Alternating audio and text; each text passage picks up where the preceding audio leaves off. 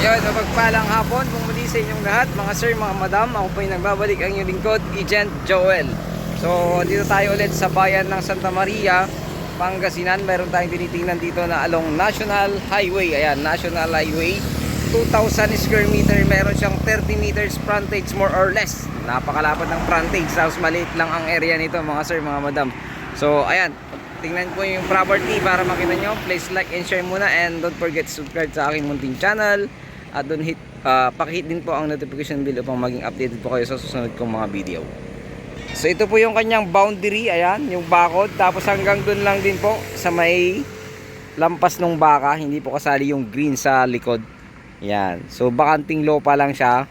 So hanggang dun naman, dun sa may ilaw na solar.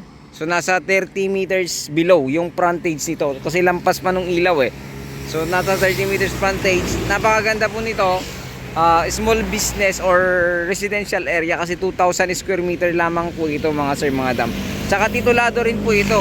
Buhay na buhay ang nakapangalan sa title, kaya maganda po. So yung presyo nito magkano, bro? 3,000 din siya. So sa capital gain tax, pag-usapan na rin nila. So sa capital gain tax, pag-usapan na rin po ninyo kung paano po. So ganyan po yung property.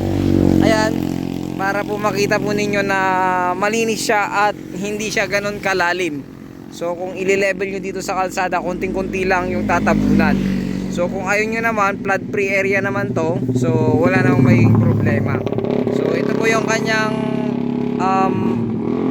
frontage. Ayan, ganyan po yung frontage niya. Sana magustuhan nyo po ito at pakitawagan nyo po ako agad sa aking numero, kasi napakaliit na area lang to at 3,000 lang. So 3,000 per square meter. So ayun, sana magustuhan nyo po ako ito at pakitawagan nyo ako agad sa aking numero. Nakalagay lamang po sa aking screen at sa aking Facebook account. Muli, ito po ang yung lingkod, Agent Joel. God bless you all.